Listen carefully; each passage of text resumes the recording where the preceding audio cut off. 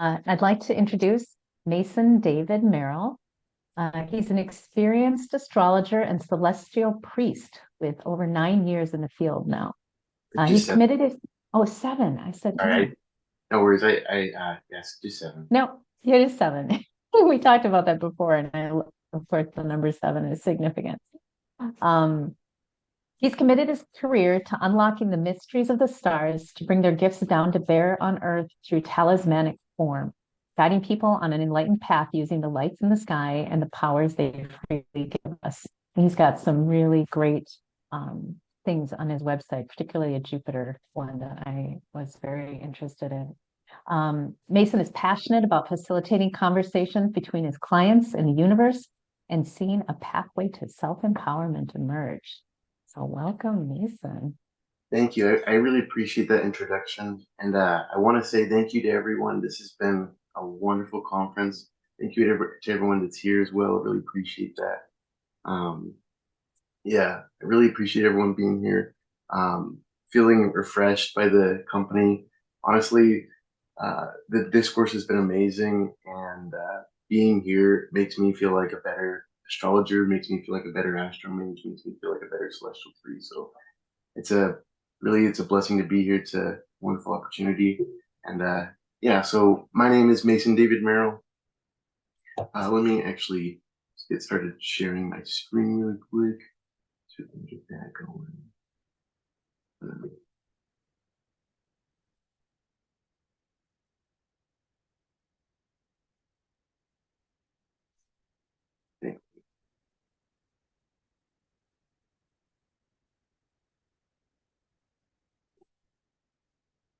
Okay.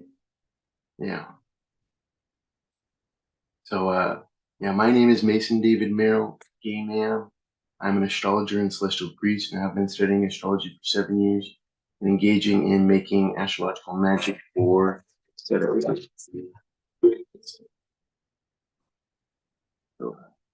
flagging a little bit. There we go. Okay. Yeah, and I own Astrology and Celestial Masonry. That is my little shop that I make talismans for and sell and distribute to the public. So a little bit about me. I grew up in the Mormon church. I grew up in Alpine, Utah, a little town, Alpine, Utah, very densely populated with Mormons. It's like one of the, I remember when I was growing up there, it was like one of the highest populations. I grew up with 7 older sisters. Growing up, I would always really love the stories of the Bible and would emphatically want to express those and share those with my other, with the congregation. There'd be times where, uh, yeah, I would be able to do that, and it was a really cool opportunity to get to start engaging in that kind of philosophy, even though, in a context where it definitely was not suited for me, maybe not suited for others as well, but that's okay. That's not, we don't need to discuss that here today. Just kind of acknowledging my own where I come from and not trying to limit others by where I come from. It's just one perspective, just one way of seeing the world, really. But regardless, I always had kind of more countercultural ideas relative to my family, relative to my community, and even in a larger way, society. But bringing in love and pleasure and pulling it in, that's really what I love. I just having so many family members, just having so many siblings. There's always this atmosphere of just engaging with others, communal support. Yeah, and even through growing up in that church and growing up with various really good family members that are always there supporting me. I remember my grandma. Uh, she would that continuous. She was a Gemini. That continual kind of effort to get out and explore the world, to kind of see the sights, to connect with other people, and doing so to see friends, to talk to them. That's something that just runs through my blood. Something that I enjoy doing, being able to be out there with others, talking to other people. engaging with other people, relational relations. Really, I love relations, and I love hanging out with other people, enjoying other people's company. Um, when I went to Norwalk, I really loved being able to just be there and connect with so many wonderful people. It's just something that I feel like life.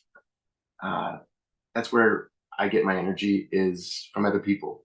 I love being around positive people that not just positive people, but other people that can help me see things in a new perspective, in a new way. So yeah, not that it's a big deal to have kind of oppositional effects, kind of, counteract what we want to do.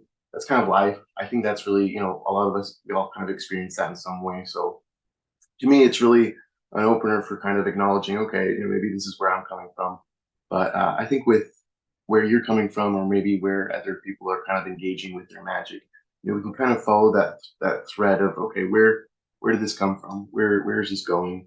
Uh, Maybe through the stories that we share or that we ingest. Yeah, regardless. So one thing that I really believe in is standing up for what you love and enjoy with courage, because what brings us love and joy really, uh, we have to protect those seeds. We have to kind of sow the seeds of joy and pleasure into our lives. There's something about that process of I'll kind of get into Mars and Venus and how they kind of go both with agricultural endeavors, and agricultural endeavors can be also rooted in our lives. It's kind of symbolisms of sowing these seeds, engaging with this work of planting some astrological talisman seeds, so to speak, and then kind of cultivating them and kind of protecting them, making sure that these can kind of blossom and grow into big trees, big that have big plants, have big fruit. Anyways, so one thing that I really want to, this is like really what anchors this whole lecture, really, is this one quote by Marsilio Ficino, and this really anchors like everything I do. This I remember reading this text the first time, and it really struck me. It just profoundly just like entered my soul, and it was something that I try to just spread as much as I can. Just try to give a little dash of this goodness from Marcelo Ficino to everyone. So I'll read it right now. For it was the love and pleasure that gave you life. Conversely, hate and displeasure take it away. So that to me, there's so many layers to that, and he puts that at the beginning of the introduction before the third book, where he really gets into like the magic and stuff of three books on life. And to me, that's really, it's one of those, it's one of those uh, pre, it's like the pre-initiative to really engage with this magic. I think it's really kind of digesting that information, really realizing it is the love and pleasure that gives us and sustains us and sustains our life. And that to me is just so powerful. There's another quote. I like the Bible. I'm not like a Christian or anything. I'm more of a polyglot mindset, but regardless, that doesn't matter too much. The Bible can be somewhat of a good tool to engage with magic, I think. So Galatians 6:9 verse says, "Whoever sows to please the Spirit, from the Spirit will reap eternal life. Let us not, let us not become weary in doing good, for at the proper time we will reap a harvest if we do not hope." And that's something that is just very true with astrological magic. I think there's a lot of times where it may take a little bit of effort to get where we're going, but it's a long road of hope. And without that long road of hope, sometimes there's kind of like an abyss. And if we're kind of staring into the abyss and we're trying to decide, okay, where are we, where are we going with this? And I think sometimes, especially right now in the world, the kind of the time of air, the age of air, it can feel a little bit like the ground is, it's immovable. It's or not immovable, but it's shaking. It is plenty movable, and so trying to place some sort of stability somewhere can really be, can be a difficult thing to engage with. It's still possible. Still definitely saying we can definitely do that. and we always will be able to. That's something that I believe in firmly, and it's something that I think can definitely allow us to reap a proper harvest if we do not give up. And it can be one of those things where, it's we're not really seeing some of the results of what we're doing, but by placing ourselves in situations where we do toil for the delight of the spirit, so to speak, we are able to see what we were able to do in that moment and provide for ourselves and sustain our lives, have a long, happy, healthy life. So, for the sake of brevity, I want to just kind of talk about Mars and Venus kind of being the spectrum of like Venus being sensuality and Mars being kind of the more exhibitionist side of magic and ritual. I think I think that's helpful to kind of break down. It allows us to kind of put things a little bit. It's just one perspective to kind of see these things through. I know Jupiter and the Sun can definitely give us some joy and fulfillment, but for now, I just want to kind of talk about Venus and Mars for today. But yeah, and I think it's important to look at how they both serve on the side on the spectrum of love and pleasure and hate and discord. And more so with Venus, we'll see Venus with obviously with love and pleasure, because Venus is kind of helping those good things come together. She's making sure those things can happen. She's allowing us to recognize, I guess, really what we would do, what makes us feel good. That sensuality, kind of recognizing our own corporals, recognizing our own kind of materiality, so to speak. And then Mars, Mars is obviously dry and hot, and there is this quality where Mars definitely, uh, you know, uh, working with Mars talismans. If you're not being careful, you can kind of, I wouldn't say being careful, but Mars talismans definitely bring up that fact that hate and discord and conflict, they run together. But also there's this idea that the more that we're maybe running towards that conflict, the faster we're going to find that hate and discord. And so that's something that I think it's like, there's two sides of these spectrums, and I actually kind of want to flip the script a little bit and say, for different instances in the chart and the natal condition, Mars can sometimes actually suggest some of the love and pleasure, and Venus can actually suggest some of the hate and discord. Not that like Venus is kind of in that quality, or Mars is in that quality, but they both can kind of work on these spectrums, and kind of depending on the condition of our charts, how we relate with the planets. It can be something to think about, something to kind of acknowledge that Venus, when she needs to deal with things, when she Venus helps to ameliorate portraying the objects to her advantage. Not that that's something that she needs to kind of recognize. Okay, this is going on. She has to see things for what's going on and deal with it. Venus rules Libra, and so figuring out the consensus of the land and kind of creating that structure of, okay, what is the right way that we can be civil and just with each other? What's the right way to engage with each other, and to recognize that there are times we do need to ameliorate these different parts and portray an optic in a better light. Not that that's bad, but I think that recognizing that can be kind of freeing, because it allows you to step into this idea that, okay, maybe I'm doing the Venus thing when I want to do the Mars thing. I just kind of want to, I just want to, because Mars can be love and pleasure, but more in kind of a self-fulfilling way, whereas Venus is more love and pleasure for for all, kind of this, not servitude, but especially with Venus, I think you really can get into this. Like there's been times where I've done Venus devotion where it really does feel like you're serving, but it's like you enjoy it. Like there's this like joyous there's this joyous part of it, and that's something that I think is very wonderful about Venus, and wonderful about these dynamics and how we can kind of engage with them to allow ourselves better relational dynamics with others and ourselves. Understanding, okay, I have a Mars in my chart, and so this Mars is going to represent some hate and discord, but also this Mars is going to represent some way that I kind of enjoy things, that there's some pleasure in that. And I think that with this Scorpio, um, the Scorpio Cazimi, this is kind of an opportunity to really clarify and say, what do we enjoy about the things that Mars brings us in this area of our lives. What are we enjoying?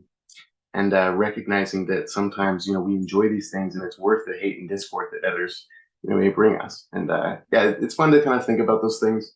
It's fun to kind of understand these in different placeholders, kind of, uh, and I'll get a little bit more into that, but yeah, just kind of recognizing that Venus is really wanting to balance things, ameliorate. And I think that there's this quality of Venus that, she's the mirror, she holds the mirror up, and she really can show you, okay, is this what you want to portray? Venus magic for me has benefited me so much because there's times where Venus is shining that spotlight at me. I'm like, I don't want to portray that. That's something I didn't realize that, and I appreciate being able to ameliorate that. That's something that benefits me. Because otherwise, it's like I'm not portraying myself in an accurate light that I feel sensual with. I feel like, I feel good about. That I feel like, oh, that actually is how I feel. And so it is good to focus on the optics and equilibrium in that dynamic. And then Mars kind of brings up this other side of the spectrum where it's like we also need self-initiation and confrontation, and not confrontation in this, but confrontation in terms of being direct with things, in terms of we're trying to deal with the things that we need to deal with. It may be like chopping wood. Austin Coppock talks about when good things that Mars does, and how a lot of times we need Mars to kind of go towards an effort that's initiating results for the better of other people. Like doing something that's like chopping wood, very martial. You're cutting things up, you're splitting wood, cutting up logs to be burned. So there's this kind of dynamic where Mars really does, and Mars enjoys that kind of ability to be brave, to kind of defend the desires that Venus allows, and they really go hand in hand. That's one thing I think that is very integral about this. Both Venus and Mars contribute to building a culture through cultivation and creating a conducive atmosphere for it. And kind of like I said earlier, we're like planting seeds, and Venus is like the vegetation that's growing, and then Mars is kind of protecting that vegetation, kind of making sure, okay, is the atmosphere right for this? So I got to make sure there's not enough heat, or there's not too much heat. I got to make sure that there's ample water. Yeah, let's keep going. So let's talk a little bit about Venus's role, a little bit more about Venus's role. Uh, Venus wants to resolve things. Venus, um, on the spectrum of Venus and Mars, Venus is going to soften things little by little or blunt them. Marcelo Ficino talks about that in 3 books of occult philosophy, where Venus is going to help to soften things. Especially with Venus magic, Venusian magic, there's this softening. There's this ability to, um, like I said, acknowledge it and kind of make things a little bit more ready. Find that ability to have that utopia. Really understand, okay, this is something that it's going to take a little bit of effort. Like it's kind of like when you first meet a group of people, you have to soften them little by little. You have to work with them little by little in order to really engage in a deep, fulfilling relationship with them. It's a little by little. And then Venus also helps to blunt things. Venus will help to kind of blunt the kind of quality of Mars. Will kind of help to blunt those like more difficult moments. Venus aims to resolve conflict and achieve justice based on the consensus, which really is the striving for utopia. And I think that that's important to recognize. Not saying that Venus uh, will always try to do that. Venus will always in the chart, the deity representative of Venus will engage in that effort. But I think that there is this quality of Venus wishing to figure out consensus for all, wishing to allow the mixture to gel with each other, like the glue, so to speak. Um, you know, and that sense of justice is very important because we have to have a sense of uh, Venus is the benefic, right? She's a benefic, so especially with Mars. Mars, they kind of counteract each other. And to me, I think it's important to kind of what I like to do, I really enjoy is like just kind of breaking these things down and like just kind of fun ways, just like thinking about them in like little fun ways. Not that like just kind of get our brains going, not to say that this is, just Venus is always going to be doing these things, but I think it can help us to, yeah, just enjoy it and just sense these things out a little bit. Venus is kind of like the main character, especially with that, with the sense of justice of figuring out, okay, I want to present a good face forward. I want to engage with these things. I want to have a good life. I want to enjoy life. I want to create fun and pleasure. Venus, asserts the benefic main character energy, so to speak. But she puts a good face forward, reminding us what really balance means, what balance looks like, right? Like sometimes it's like if Venus didn't do it, what would that balance look like? What would how would we strike that balance? How would that relational dynamic go down? How sometimes it's very helpful because it's like Venus allows us to have the moisture and the appetite to really sense that out.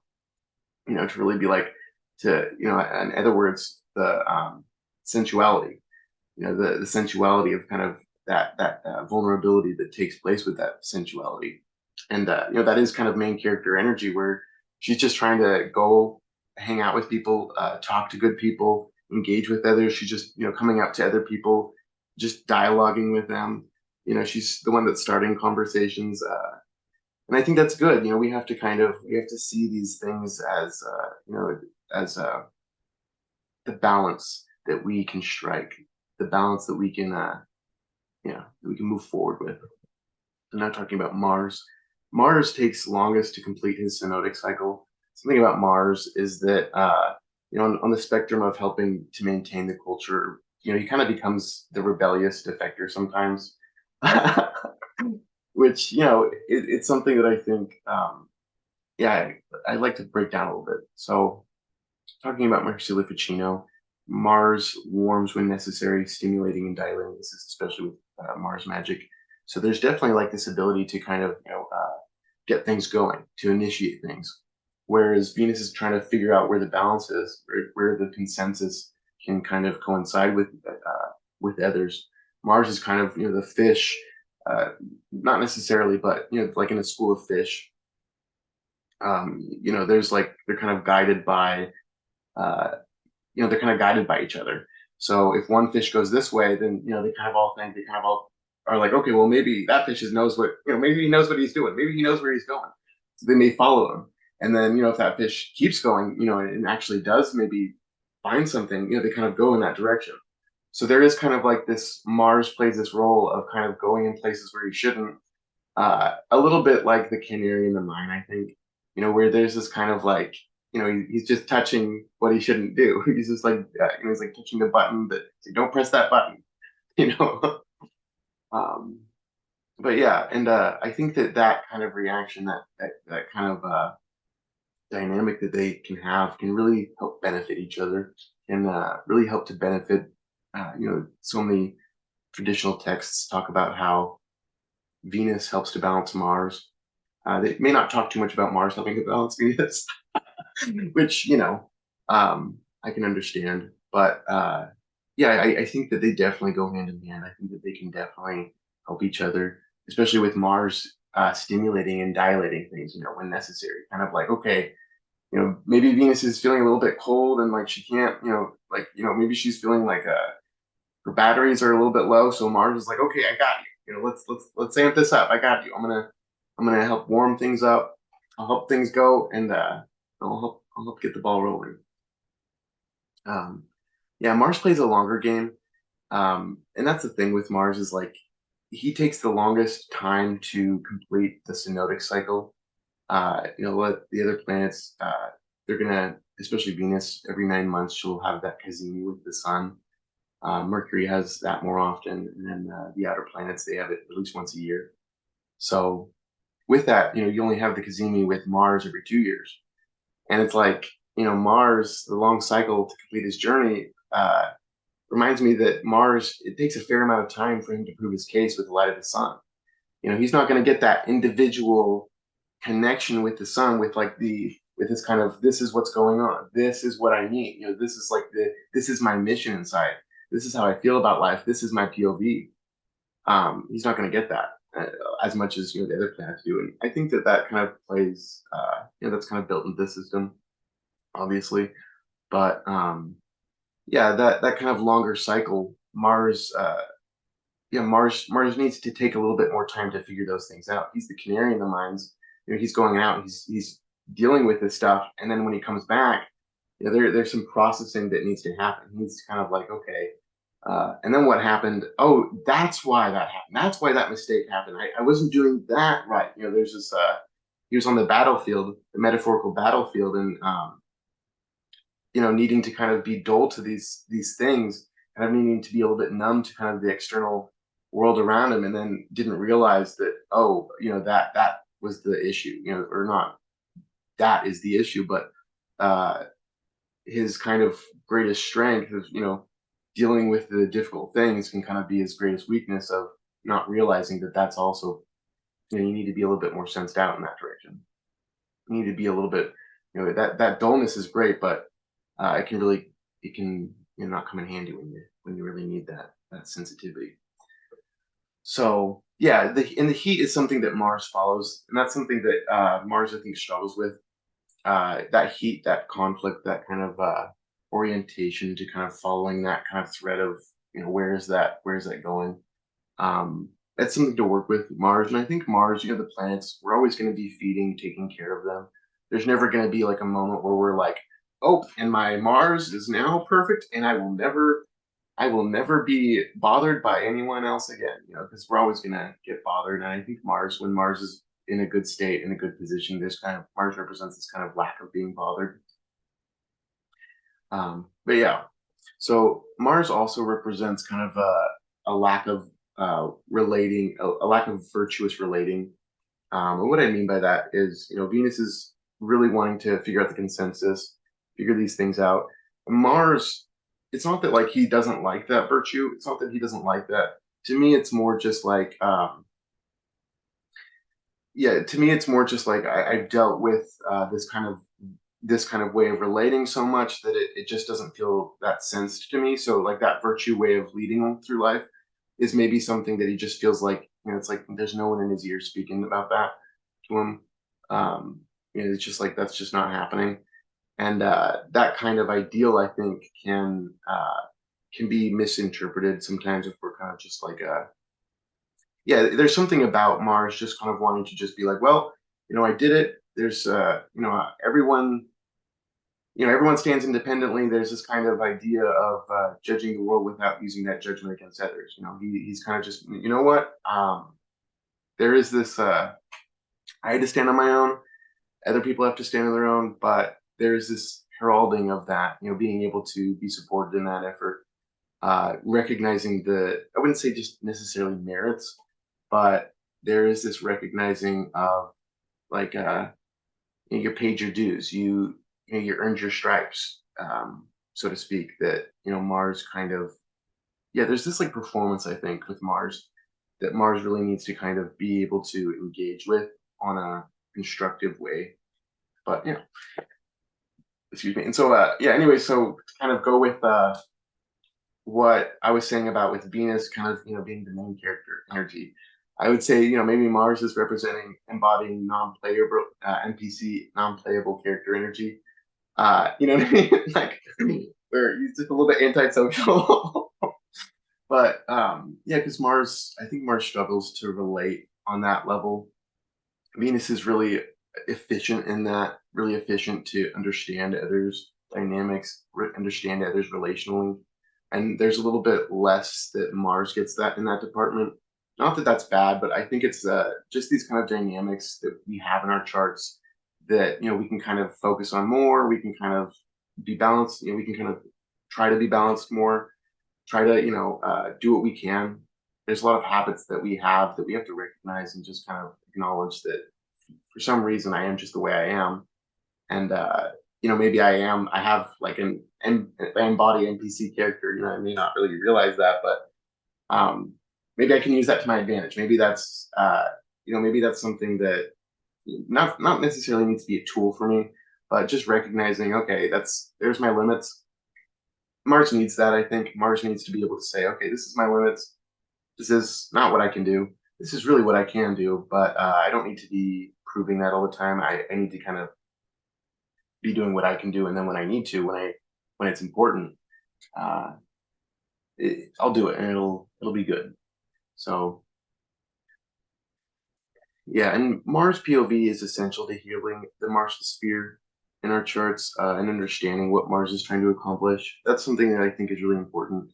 Is Mars is a malefic, but we can figure out as best we can. And I'm not saying that this is like something that like we have to kind of work with our charts and kind of hammer out some sort of like expectations of Mars, but there is like an ebb and flow of figuring that out, of trying to listen to that sphere, trying to engage with it. Not that we all need to kind of engage with Mars, but whatever you feel like is necessary for you. Um, this is something that I think is important to have a consultation. But regardless, if you're just like listening to this and there's some part of Mars that you're responding towards, I think with Mars, when we're doing our Mars remediation on Tuesdays and we're kind of checking in, that's kind of the time when we can say, okay, Mars, what's your POV? What would kind of make you feel like you can express yourself today? And where can that lead in a positive direction? Where can we kind of use that motivation for the best? So the Picatrix talks about petitions to Venus for love and pleasure, and signifies that Mars is also allied in these endeavors, which is something I really like. I really like the Picatrix saying that. Oh,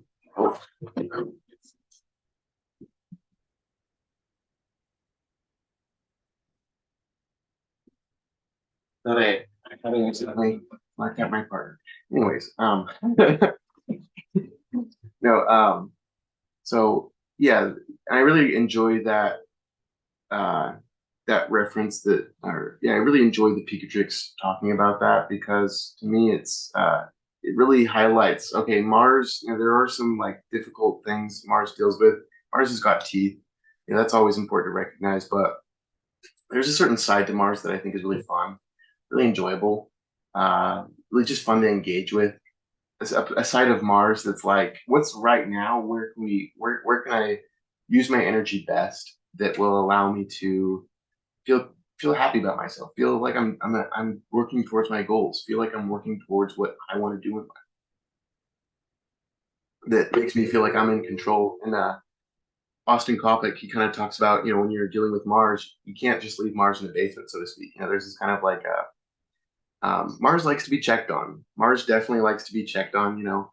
Uh, Definitely appreciates it. It's yeah, something that I think can be really engaging. I think Mars, but uh, yeah, Mars is really good at initiating those carnal desires that take over us.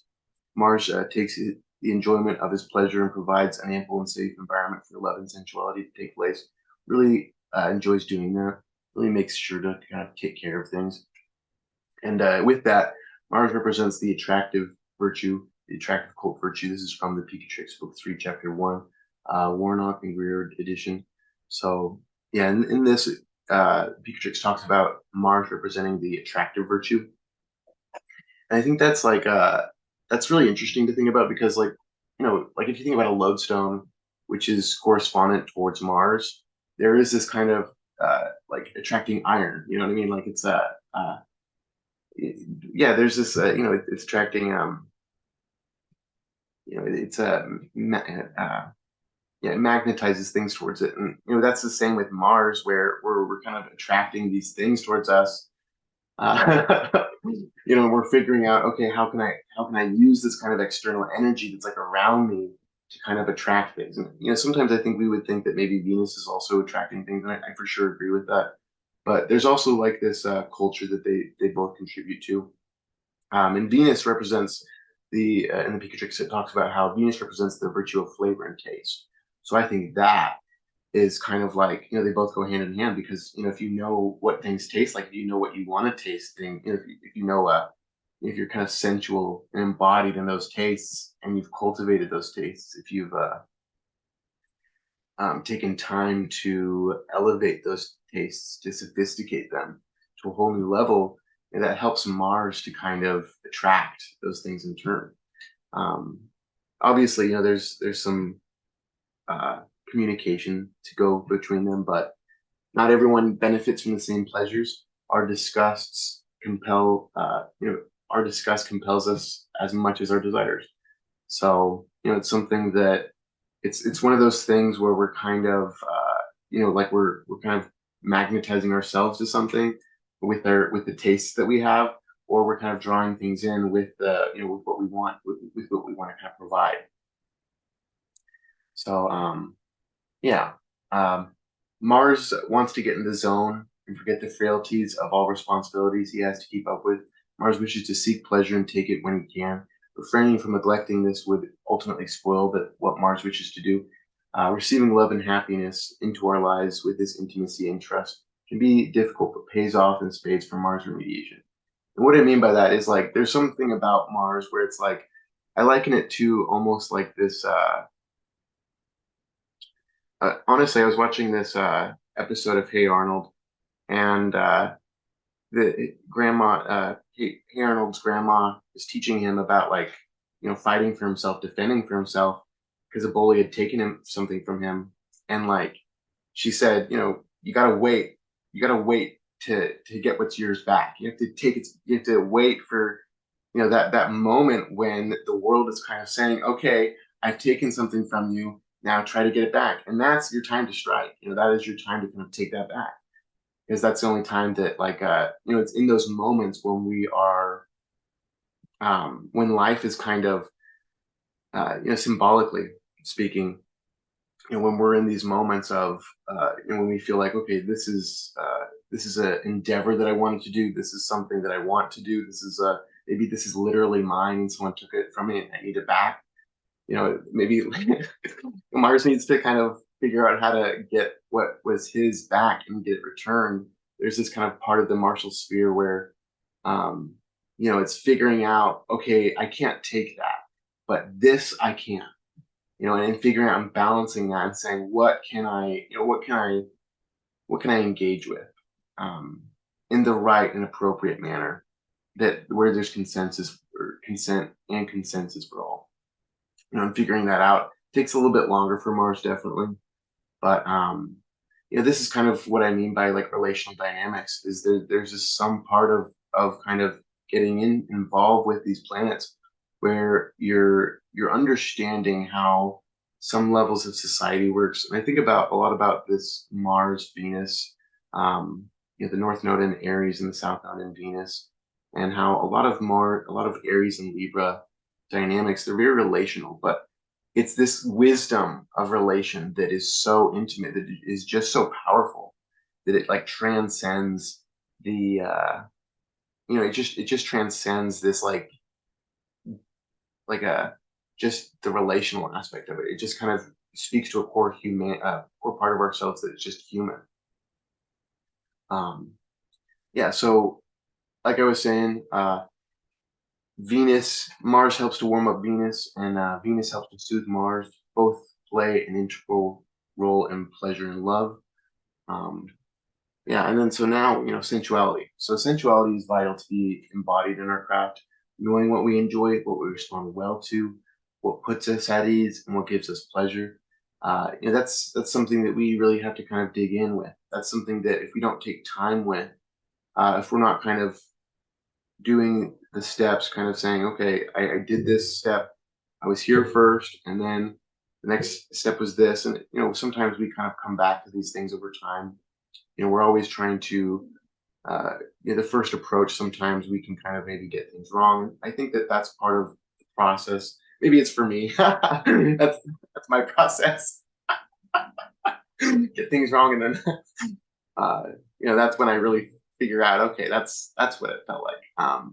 But yeah, there's this process to really, okay, I responded well to that. I like that.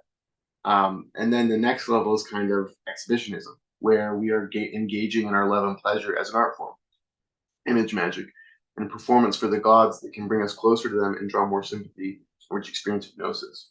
And what I mean by this is, this may be something that you're familiar with, but it's really provocative.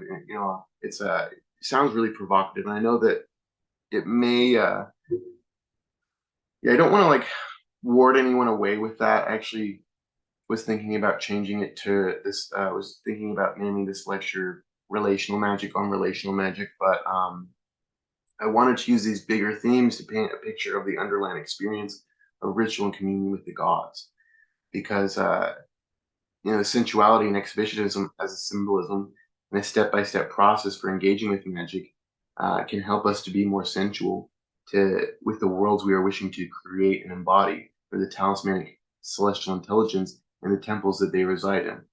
And the better that we get at this theory, uh, the better that we get at the sensuality to perform the best we can during ritual, allowing the magic to be more powerful. Uh, it'll just kind of continue to echo through our work. Like Marsilio Ficino says, it's the love and pleasure that sustains us. So the more that we develop these abilities, the more that we are engaged with, okay, I'm doing this ritual. I feel very good about this. I'm checking off the list of the box of, sensuality. Okay, the next box is doing it, exhibitionism, so to speak. It's like doing it, doing the real thing. And the reason why I say exhibitionism is because I feel like I don't know, I feel like with social media, like, you can kind of there's lots of things to go off on. You can kind of get lost in this state where you're just like watching other people engage with things, and you're not really expressing yourself as much. And so that to me is kind of it really symbolizes this dynamic of the struggle between, okay, I saw someone do this and I want to engage with it. Now it's time to kind of put myself in the magician spot, put myself where I need to be in order to make this magic happen. If we're not engaging in that, if we're not doing that, it's kind of not real. It just was it was sensual. We're very sensual. We can be very sensual people, but there's something about that where, like I was saying at the beginning, if we're not working to allow that sensuality to really go further, then that's part of the process. Is like we do one thing and then we kind of we experience it, we do it, and then we kind of maybe pull away sometimes. But the idea is just to keep going, is to not stop. Is saying I know what brings me love and pleasure, so I'm going to keep going. I'm going to keep doing this and this and this and this, and yeah, it's kind of like you get into a process of engaging with ritual, with magic, with communion with the gods, where it really is like you're it's a relational dynamic that just keeps you going, keeps you charged, keeps you refreshed. You're like I'll have my rituals that I do monthly with the moon, especially with the fixed stars, and I'll engage with that, and it's kind of like you're meeting with them. They're kind of giving you downloads, telling you, okay, this is what we need to have happen. This is you're doing this great. Here, let's work better on this. This is great. I love this. Keep doing that. Um, yeah, there's this ability to kind of meet that experience with sensuality, and then they want you to keep going. There's just this yeah, you keep things moving. So Venus and Mars magic encompass relational dynamics um, that we can use to translate the relationships we wish to have in real time, and even change how we feel about the world and all the difficulties we must overcome to reach the people who matter most to us. So that's something I kind of want to explain a little bit. Um, Sometimes I think we can, Venus and Mars help us to understand relational dynamics. They help us to be a little bit more sensitized to other people, but also to recognize that as much as we can be sensitized to other people, we have to be ourselves. We have to embody what how we wish to see things, our own culture, so to speak. And that's something that it can feel very like exhibitionist, where you're engaging with other people and you're like cultivating this little culture of yours, and you're like, oh yeah, this is what I got going on. Everyone like it, and it's one thing that we have to just keep going. There's always like cultivating that kind of sphere, cultivating that place where we find newness, where we find our culture, where we find growth, where we find like a spiral escalator or spiral staircase, just always going up. Um, Engaging with that in the process to engage with that, it takes a lot of vulnerability, and it takes us showing this is our world. You know, in real ways that are not just for just expressing it. You know, it's the experience, but it's also it's kind of like we're doing it, but we also there's kind of this Mars Venus process where we do it, and then the next step is kind of okay, we did it. Now let's be sensual about what they where they're at, and then we were sensual about where they're at. Now let's keep going. And that's something that I think can be very integral to the process of magic and to creating love and pleasure in our lives is this process of you never stop. You're always going. Marcelo Ficino talks about how Jupiter and Saturn, they love those that are always engaging. They're always doing the work. They're always meeting, doing, engaging with the things that bring us love and pleasure, the things that we're here to do. Not saying that Mars, or Saturn, and Jupiter are kind of miserly, watching us, kind of judging if we're not working hard enough or something.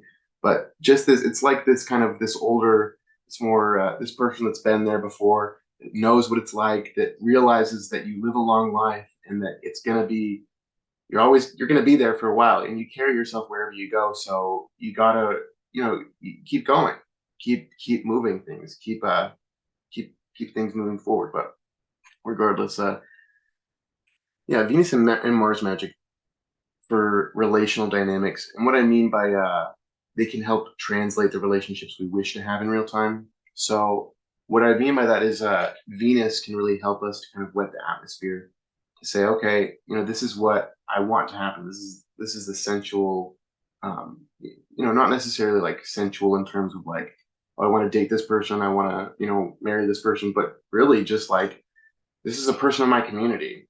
This is a person that's real, and I like this person matters just as much as me. So how can I like be real and relatable because like I want to engage with them and be a part of a community that sustains those things, that sustains that kind of culture. And so that's also where Mars comes in, is like standing up for ourselves and be like, no, I believe in this. This is good. And like I said, with Venus, little by little, Venus helps to soften things little by little. Mars kind of just wants to truck through. But yeah, they both help to balance each other. There's both kind of a time for one and a time for the other.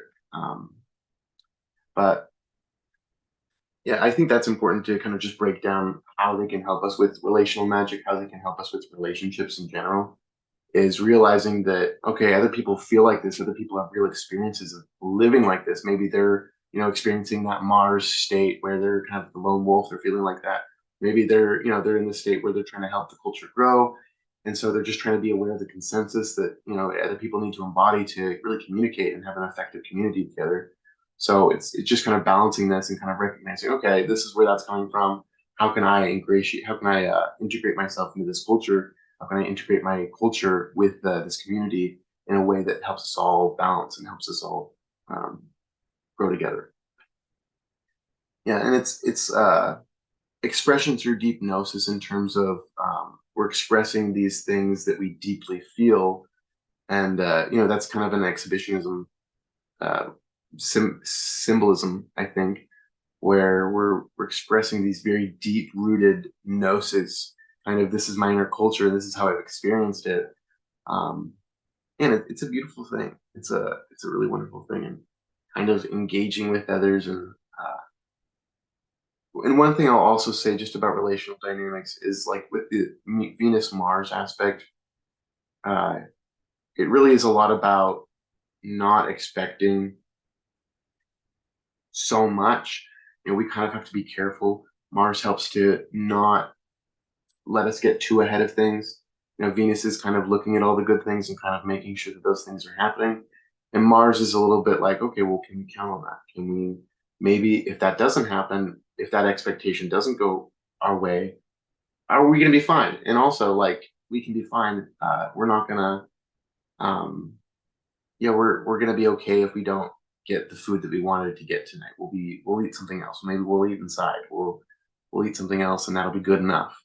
And Mars, I think, really can help us just balance that kind of.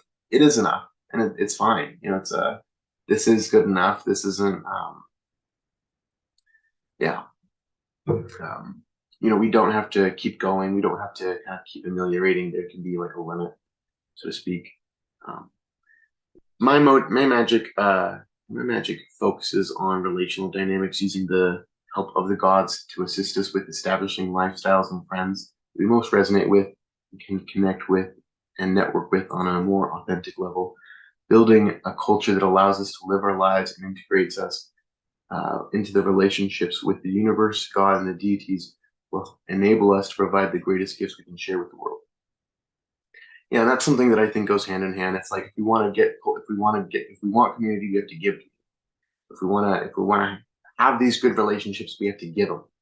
You know, it's we have to be those people that it's a difficult process. Nothing is expected, nothing's guaranteed, but we have to kind of put in the effort. And sometimes, there's this kind of we're very soft and kind, but we're not met with anything. And that's the martial sphere kind of backing us up and saying, no, but you balance yourself. You did what you wanted to do, and you have to stand by your values. You have to stand by you have to be courageous about doing that. You believed in it. That's good enough. Um, you know, so this type of magic isn't about manipulating others. I really want to, make that known. It's more about living our life with social grace, love, and respect for others, which helps us find our people much faster and connect to life. Helping us have establishing that love and respect for ourselves, kind of recognizing, okay, what makes me feel good? Oh, I can see why that would make them feel good, and being embodied in that. Um, sensuality is actually. Sensuality is a fundamental instrument for magicians, enabling them to connect with their magic and develop an intuitive understanding of what's achievable.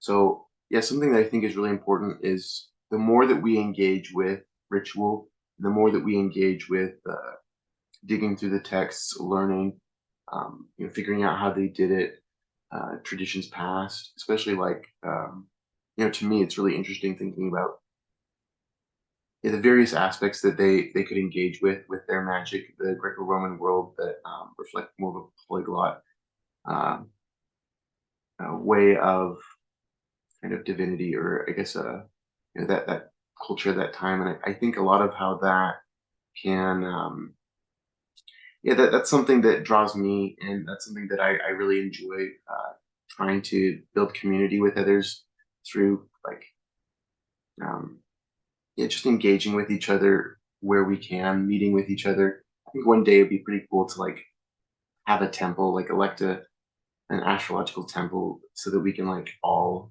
like the astrologers can talk with the priests, can talk with the doctors, can talk with with with the herbalists, with everyone, because that's a lot of how it went down previously. I'm not like a expert on that, but a lot of how they would communicate and how they would influence each other is they had places where they could meet, where they could grow in community.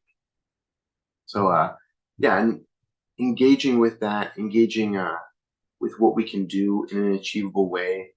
Um, that's the goal of all of this, is to initiate these desires, to do it in a way where we can publicly draw ends, or where we can publicly say this is what we're doing.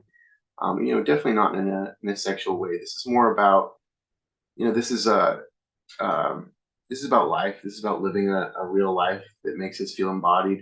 It makes us feel like we're materialized. We're real. We're not just like in the ethers thinking about these configurations. Because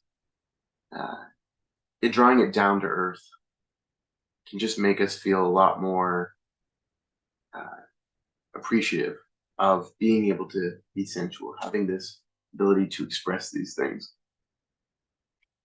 Um, yeah, so it's paramount to place yourself at the forefront of every ritual and actively engage with your thoughts and physical actions. Every aspect of every aspect of these. of ritual can kind of become a form of self-expression. The full potential with what we're doing in that moment can kind of come together with where we have prepared ourselves with to create something really beautiful. And something about exhibitionism, it's different from sensuality because it's expressed more outwardly, even in attempting to kind of lead others in a way. It's more like, this is what we should do, this is where we should go. So, it's kind of a very martial performance, a martial engagement style to not something holy that we need to place on Mars, but just kind of a way of that kind of performance that can kind of evoke that feeling of Mars. But just as much, I think when we're engaging with those love and pleasures, we have to respond also to Venus, because both of these things, they kind of allow us to navigate this spectrum in a way where we're doing it for our good, and we're also recognizing that where can we kind of adjust ourselves, where can we place ourselves relationally. Um, yeah, and yeah, this is a really good opportunity to kind of just engage with magic. I like to think of it engaging with magic in a way where it may be countercultural to others. It may be a sort of like, we're the magicians. We're very countercultural as it is. So recognizing that, I think, can actually really help us because, what we do is like, it's like if you think about it, it's pretty metal. It's pretty cool. It's it's very taboo in a lot of ways, especially to the culture nowadays. And so these countercultural notions challenge the layers of prevailing culture and enable us the creation of a personal context. Within this framework, one can create and connect with the essence of embodiment, humanity, and communion with the divine. And yeah, another reason why I say exhibitionism, because it's like it's the feeling of like doing something very countercultural, which is very like Mars, to assert your own culture and what brings you love and pleasure. One of humanity's, uh, you know, one thing I think about with like the various expressions of humanity is just how we manage our level of embodiment and sensuality, which can serve as a ward to protect us from others' worldview, um, and the ones we wish to cultivate. It may appear to be kind of self-centered.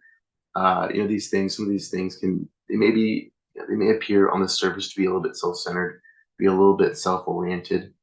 We're dealing with the sensuality, the corporal, these provocative concepts about how our ego interacts with the world, maybe.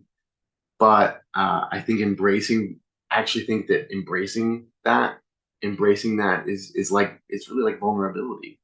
It's essential to practice genuine magic because being vulnerable takes a lot of humility. Sometimes it's like you got to recognize I could be wrong. I could, especially when you do your first ritual. I think there maybe is this kind of feeling of, well, what if I'm wrong? What if like I just don't know what I'm talking about and this isn't what it seems or something, and then you engage with it, and it's like, oh, okay, you get new eyes. Um, and that's what I really think that continues to drive this, the kind of exhibitionism, sensuality, those two steps is, you have to be humble. There's this humility that we exchange for that realness of life, and just kind of placing ourselves in these moments where we wish to engage with love and pleasure. We have to be humble to the fact that may not happen. We have to be humble to the fact that it's not always going to be able to be sustained. We have to recognize that, as much as we can usher in these new lives, usher in this celestial intelligence that will help us to get from point A to point B, may not go how we think. It may not happen how we think. May not even happen. There's some things that I've petitioned where, it just didn't go the way I thought it should, and ended up realizing that's how it should have gone. From for for my good. Not all the time. I think there's times where you maybe we're engaging with things and we think we're doing all the right steps, and we maybe not we're not getting everything that we want, and that's actually a lesson. it's a real lesson because it allows us to be humble to reality that life just isn't how it is, how we want it to be all the time. And that's something that I think we can engage with and allow some whimsy, allow some magic with, to kind of, to kind of let the universe teach us to really, um, yeah, like as much as Mars may be a little bit like be on a leash with some things, they're that short leash sometimes. Um, I think, yeah, as much as that short leash may help Mars, it's sometimes we need to kind of let ourselves get off that leash, realize, okay, I chased my tail, I did this, I did some real magic, and how is that tracking? How is that working in my life? How can I use that? How can I use what I did get to help other people and continue the process? So yeah, and to truly engage with this process, you must embrace that vulnerability and be willing to expose yourself to whatever may happen. If you're not ready to wade in uncharted waters or unwilling to reach out and touch the sky, like Adam, that kind of that painting of that Michelangelo did of Adam touching God's hand. That's kind of like what we do as astrologers, as astro mages, as celestial priests. That's we're trying to touch that finger of God, so to speak. We're trying to is this where I'm is this that divine light that you're trying to transcend into me? Is this where I'm going? Um, I mean, not always maybe wondering if that's going to happen, but for me, I think that kind of that process of uh, doing the thing and then being met with the verdict, the judgment, the judgment of the gods. So yeah, one last thing, kind of getting a little bit, I don't know, 5 o'clock. Okay, got a little bit more to go. Um, so one thing about this is, I think sometimes we can kind of the ego. I don't want to talk too much about the ego, but for me, it's been helpful to kind of realize that that is the layers of the ego. As much as they may be, Western, the ego can feel like and the kind of the ego death that people kind of really get entailed with, and trying to always seek that. That can be a little bit of a trap, I think, because with this Mars Venus kind of combination, there is this kind of need to recognize that life's what we make it, and so if we're engaging with it in a positive, constructive way, that's good for us. But sometimes it's like when we're so aware of the optics of what's going on, we can kind of let that optics betray ourselves, betray our own ability to really be be deeply engaged with the gnosis that's going on with the praxis. So, but oftentimes I think we kind of ask ourselves, what if people perceive us, me like this? What if people think, oh, this is who I am, and that's not who I am? What if they form opinions about me that I don't enjoy, that I don't like? What if they despise me because of this? Um, those are all things those are fears that we just have to kind of let go and kind of, it's a little bit like, uh, it can feel like it's sometimes it's that fear that's kind of dancing in our heads. It's a little bit like that. It's a little bit like some entertainment that maybe is pushing us more towards conflict, which may be a little bit easier for us to engage with than kind of pushing past that and recognizing that there is love and pleasure on the other side.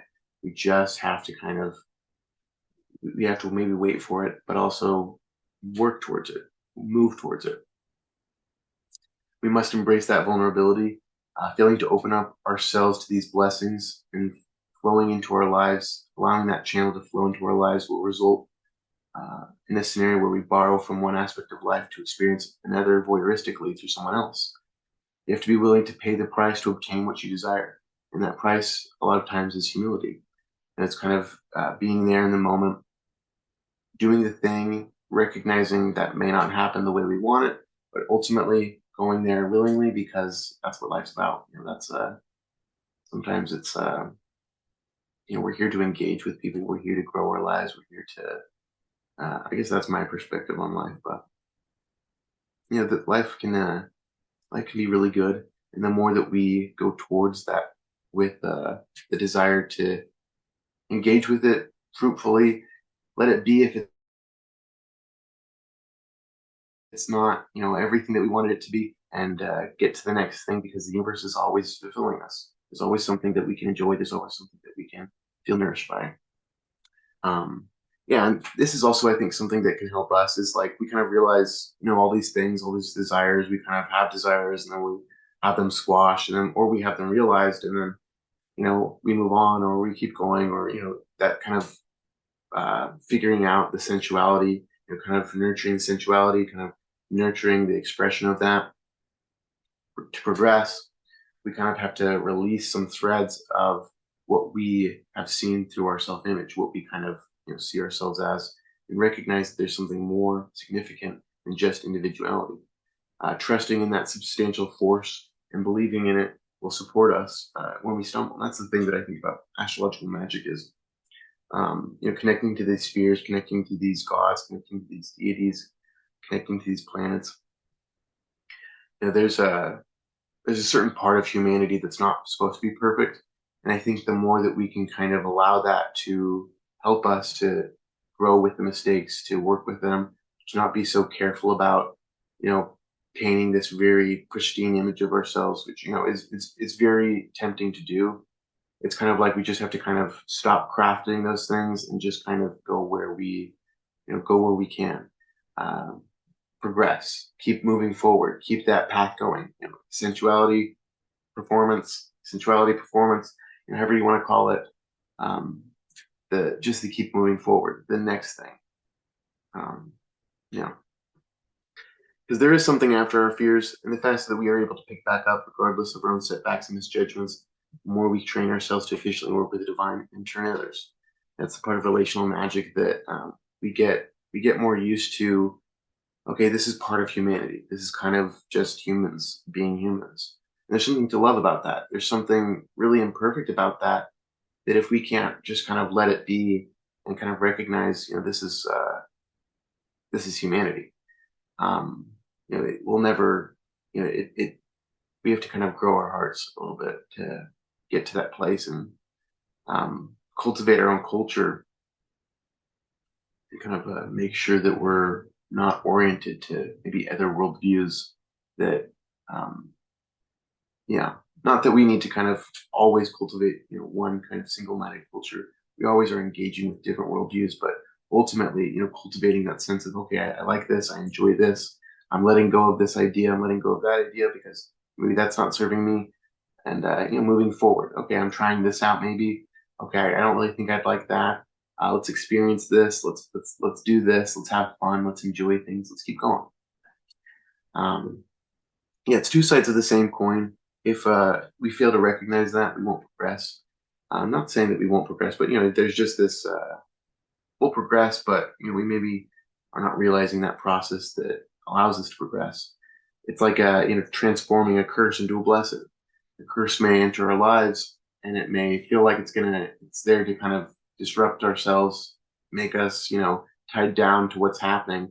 But sometimes it's like that curse is it's like the alchemy of magic. We're kind of engaging with this alchemy, with this magic, and subverting how things operate. And so we're kind of allowing those things to say, okay, this first came into my life as a curse, and now I'm changing how I'm kind of the relational dynamics of where I'm coming at this from to change how I feel in turn to allow me to feel a little bit better about this, to change this curse from a curse to a blessing.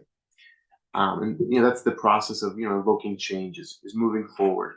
We merge separate streams into a mighty river connecting connections or creating connections. Sorry. What if we didn't do all that? What if we didn't kind of figure these things out? What if we hadn't engaged in all these things? Think of all the threads that intertwine with the past, allowing us to shape our present. The people that we meet, the who we talk to, how we treat ourselves. It all can really help us to direct our lives in a more functional place. Not that we need to. There's a lot of things that we are just kind of set in our ways with, so we need to kind of recognize that, have a lot of love for ourselves first, kind of recognize, okay, I want to talk to this person. Like myself at the gym, I'd like to kind of engage with, sometimes it's like I struggle to get out of my comfort zone and I just want to talk to this person, but it really is just like, that willingness to just keep moving forward. Just, okay, I may have this habit of not talking to this person. Maybe I kind of didn't do it last time, but today's a new day. I can talk to this person. I can engage with them. I don't need to kind of be held down with, I maybe didn't talk to them yesterday, but that's okay. And it's totally okay. Things happen like that. It's not a big deal. It's We have habits, but part of changing those habits, part of moving forward, is just acknowledging where we're at. Um, and I think the gods, they really help us, the planets, the deities. They help kind of say, okay, this is where you're at. We want to get here in this direction. The countercultural leads the school of fish. It's kind of sometimes we have a counterculture of our own counterculture where we're kind of living, where we're a little bit inner toiling in. But the more that we kind of engage with that broader sphere of where we want to go, the more that we change these things and kind of recognize, okay, this is where I'd like to move things forward. The more that we can evoke change, the more that we can lift these curses, the more that we can engage with them, and the more just this is what it is. It's like this now. It may become this, and that may become this. And that may turn again into something else. We can't always tell. Um, I mean, using the tools that we can get pretty far ahead, but it's something that I think we just need to be more open to. A way of pleasure and joy of recognizing, okay, I got a long life to live, so I may not be able to have as much pleasure and joy as I want, but I can work to something bigger in my life. I can work to getting to a better place in my life. So, rushing to label specific paths and options with the kind of information that we have from society, from other things, um, it can kind of confuse us and confuse our proper direction. There's a certain type of openness that we need to have, a certain type of vulnerability that we need to have, and one that's consistent with what we're capable of. Being vulnerable when we can be vulnerable, not forcing ourselves to obviously not we have to kind of be vulnerable at places where we don't want to be vulnerable, but that's just life.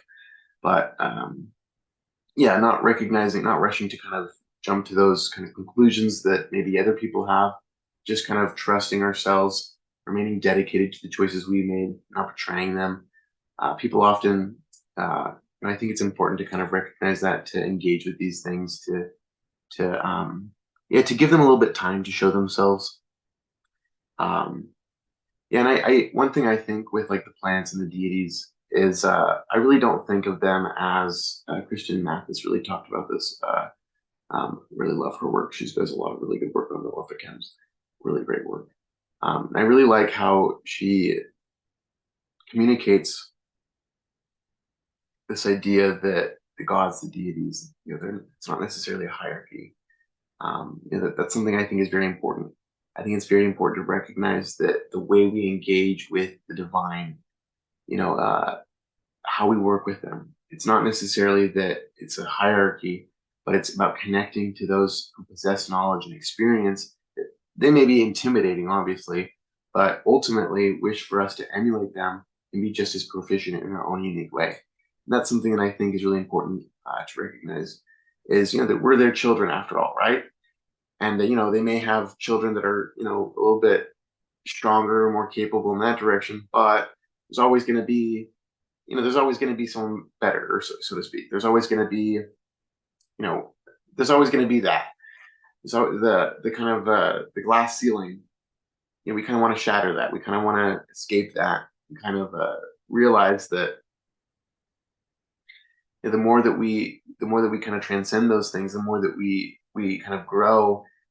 There's always going to be someone there. There's always going to be another, and that's a good thing. That's something that can help us, that can allow us to not compete with others. I mean, competing with others is good, but I think it's one of those things where the more that we recognize that, the competition, and I don't want to say just competition because I think that, um, it's not about competition at all, but um, yeah, because working with the gods, maybe we can compete with ourselves, but working with them, we have to recognize we're always feeding and nurturing our charts. We're always trying to figure out, not necessarily trying to figure out, but we're moving through the transits, we're working through things. We're using God's clock, so to speak, in a way that allows us to feel confident in the future, that allows us to feel supported, and we're engaging with these things in a way that allows us to feel more secure and steadfast in our goals and our ambitions, and yeah, which can be also a reflection of our own souls, which can really transform us. And as much as we are children of the gods, we are still individuals, and that can also, that kind of wiggle room to just be ourselves allows us to be individualized while still remaining connected to a higher power, to a larger perspective. um yeah, working with talismanic celestial intelligence can be laborious, but it can also be very joyful. um yeah, one story I want to talk about really quick, and this is kind of relational dynamics. This is kind of me living this out, with figuring out relational dynamics that it really they've been I've struggled with them, but realizing that it can be better.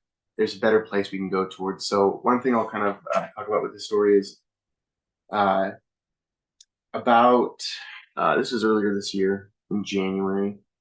I made some Saturn Kazemi talismans. Uh, yeah, right when that Kazemi with Saturn, that was pretty great. So that Kazemi, those talismans, they're very special to me. They just felt like very. I kind of talk about them. They're kind of the internal. I'm losing it right now, but the internal kind of structure, but more so than that, like this kind of internal awareness of what the structure is, what it represents, and its ability to recognize the authenticity of ourselves and express that in a way that purifies our souls, purifies our identities, really, and says, "This is me," very cleanly. Yeah, that those talismans, they just to me express this idea of this is uniquely who I am, and you cannot. Not that like I think with Saturn, like Saturn talismans are really great, really wonderful, and to me represent uh how the universe. I mean, I love Saturn. Honestly, some Saturn talismans are some of my favorite, but it also just represents the fact that magic is just the ideas that we have about magic can be the more that we challenge them, the more that we realize that there's a higher level to this. There's definitely sophistication that we can grow in this. But anyways, those Saturn talismans, they're really great at just kind of purifying that light, kind of just saying, no, this is definitely who I am. um, and that to me represents.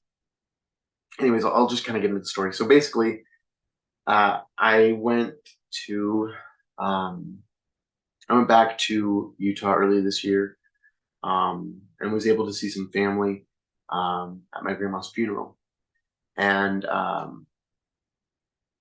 love my family. Like I grew up with seven older sisters. I'll always have them in my heart. They're just to me, it's just family like that. Yeah, it's just something that I'm always just uh, very peaceful, very mindful towards of just the love that the love that I have for them, the love that I have for my family.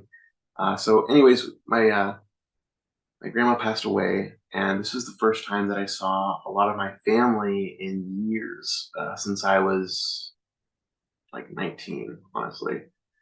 Uh, just a while before I had seen a lot of my family members. And one thing that I wasn't really able to tell my grandma that I'm gay. I wasn't able to, help her. I wasn't really able to. She wasn't able to meet my partner. it was just one of those things where she just wouldn't understand. She just wouldn't be there. In terms of like, it was just a different, she just grew up in a different way. And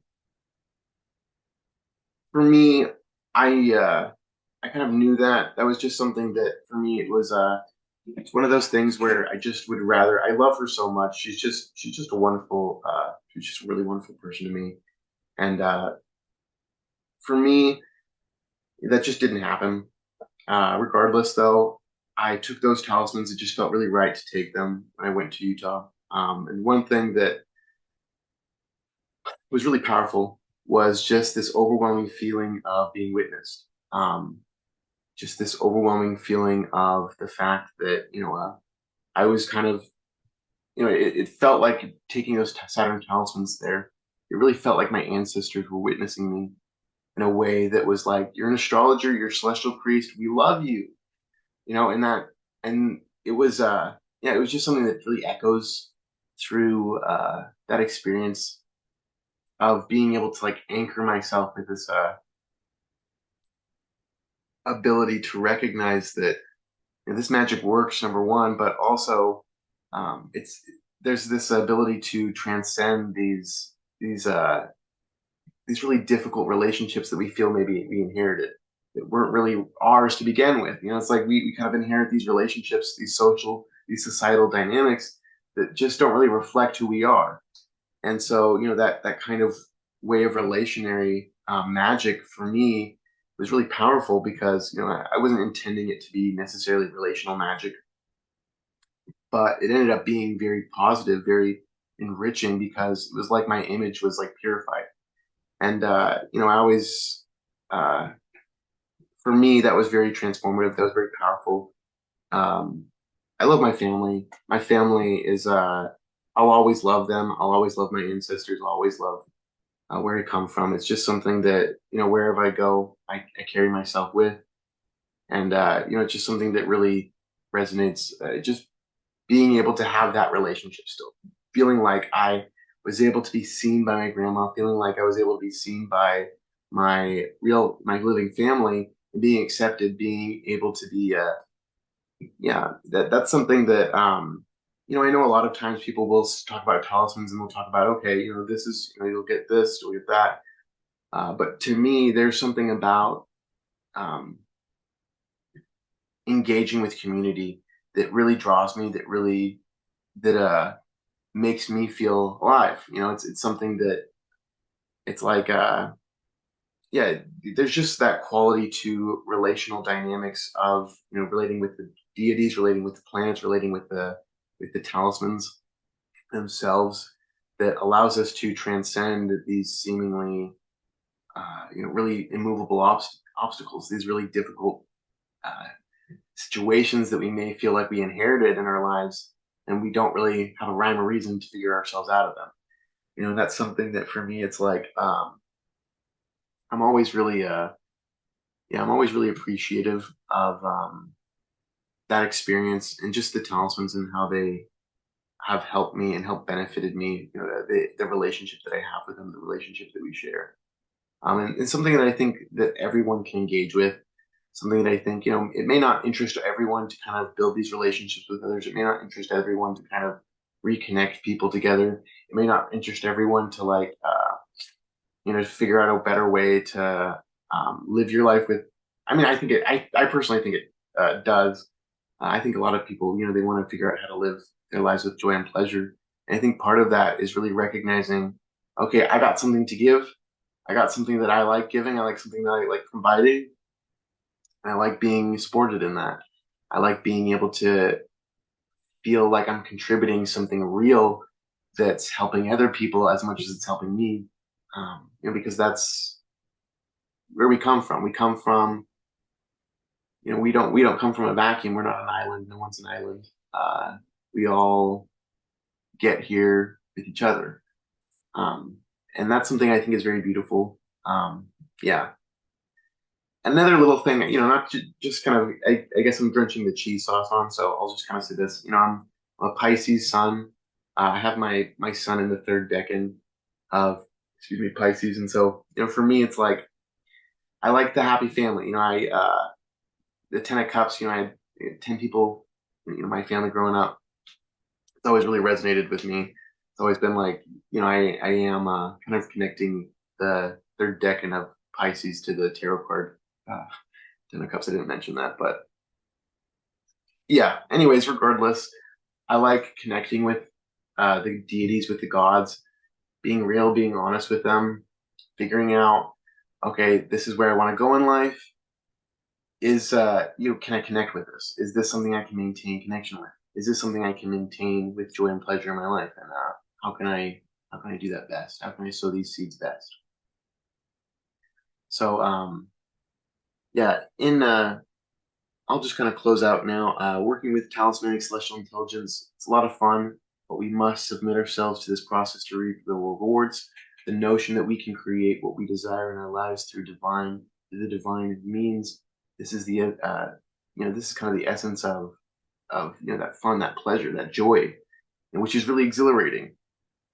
We can find and manifest moments of pure godhood, connect with the divinity. And, not just saying like pure godhood just to kind of like, we're gods because that's not fun. But it's fun to kind of like think, oh, we're like the gods, but in reality, it's um, what it's about is creating those moments of love and pleasure for ourselves and others, and that makes us feel like gods. And so that's something I think to celebrate that ability to do that and engage with that, and to recognize how precious and how vulnerable the lives that we live really are, because they're very precious, they're very vulnerable, and in living those, the love and pleasure that we live can be kind of be like a revenge that we take, the martial revenge of love and pleasure, or the Venusian revenge of love and pleasure. um, yeah, how we can kind of engage with these things in a way that allows us to sustain those moments, and really,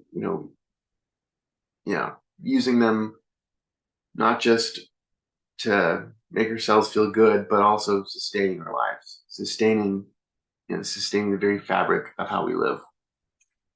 And one thing I'll just kind of close out.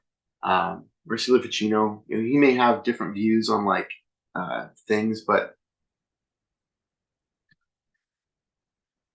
he's got a lot of really great views. I may disagree with him on some things. There's like some things that come to mind that I won't say now, but honestly, so much of what we come from is we come from these really rich traditions, and by acknowledging and honoring them, by honoring maybe the love and pleasure they got, we can kind of reap those rewards as well. And that's for me what I've really found enriching is being able to engage with this magic, being able to engage with these philosophers, with these astrologers, with these celestial priests. I think uh, it infuses me with the energy to move forward and continue this journey. Um, and how this journey may look, how the journey that we all take is going to be different for each individual. But I definitely encourage you to embrace the unique pleasures of being yourself. In many ways, it parallels the essence of living. There's simply no alternative. The prices we can pay for our desires are honesty, humility, sacrifice. But all of these are in pursuit of reaping the rewards of celestial intelligence, of reaping the rewards of joy and pleasure. Embracing this truth is essential, and the more we acknowledge it, the more we thrive and benefit from this celestial wisdom. It's important to recognize this as humans. These qualities are woven into the plan. The plan. I don't want to say plan, but just maybe the universe is kind of the beauty of the universe. But yeah, these things can help us evolve and grow and advance to other ecosystems. The ecosystems that the world is growing, that the world is nurturing, and allow us to be engaged with those, um, stand on our hind legs, get what we want, and help others do the same after us. So our respect for the people that came before us is paramount, as well as focusing on our journey rather than making comparisons. It's also very important. But yeah, so uh, um, this, but yeah. So Love it. yeah, that's Thank thank you. you. There we go. Here we Well, go. thank you for sharing this story. I'm sorry for loss, your grandmother. I appreciate that. Thank you. Um, yeah. Uh, there's always yeah. I really, she was always there for me. Her words echo. Um, yeah, that's one thing I think about like talismans is like, um, personally, I really love like connecting with the ancestors. I really like connecting with them. Sometimes, I don't know, I had this, not to kind of share too much, but um, I don't know, I had this idea that after like a ritual, after an ancestor ritual, that like my grandparents, they can see me now and that they're proud of me. And, to me, that's what I enjoy about this is like there's something way bigger than us, uh, that's we know we can like get answers. There's omens that accompany these things that it is our perspective, but engaging in those perspectives are paramount to living us living a happy and successful life. But yeah, no, she's she keeps me going. Honestly, there's times where I'm thinking I'm kind of I remember when we would go to the rec center, she would take us swimming every summer. We would just packed with adventure. Seriously, like I cannot tell you how much growing up the summers were the best. She would take us to the movie theater every Wednesday. It was just yeah, just something that her words echo through me now. Like when I'm doing something, when I'm at the gym and I'm trying to kind of a rec center, but when I'm like okay, gotta hurry up, gotta keep going, I got things to do. She kind of have us race to um, see who could get ready the fastest, who could get in the car fastest, and it's those Gemini, um, yeah, those Gemini way of connecting that just continue to resonate with me. That just continues to be in my heart and just kind of yeah, and that's something that I really just want to say like with all of this is it's like the connections that we have, the people that we have, the beings that are in our lives. That's like that's to me is what connecting with other people. That's like I don't know. That's what I think I'm here to do. It's Yeah, just that. totally great. I love it. Okay, well, thank you so much. But Um, this here's is okay. Oh, great. Resources. Okay. resources, my And then did teachers you, as well. I just want to add them awesome. here, and then Oh, one good. That last was my next question. Great. Where to find you? And did you say you had some courses you were teaching or something? You mentioned your Saturn talismans. yeah. I saw Jupiter out there. Oh yeah. So right now I'm actually behind the scenes. I'm creating a class, um, more than halfway through, but I want to kind of polish it up, make sure it's really good, because I will be teaching a class on astrological magic in theory and practice, and this is really to help other people get really like feet on the ground. Okay, this is what this looks like. This is what this looks like. This election looks like this, so it's probably going to feel like this, as well as just being able to really dig into a ritual, figure out the ins and outs of it. What are our responsibilities in engaging with that? What are our responsibilities with ritual? That's something that I didn't touch on earlier, but growing up, I would kind of engage with the ritual, especially sacrament, and being able to pass that and prepare that. That was something that really like it just really spoke to me. It was just one of those things where it's like meditating while you're kind of creating the sacrament while you're doing all these things is so symbolic, um, that it nourishes you deeply, um,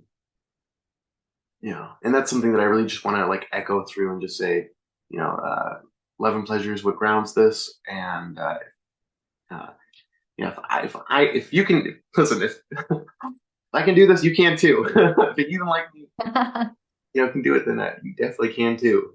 Definitely. I love it. I love it. Well, thank you so much, Mason. I'm gonna stop the recording. No, thank you. And recording.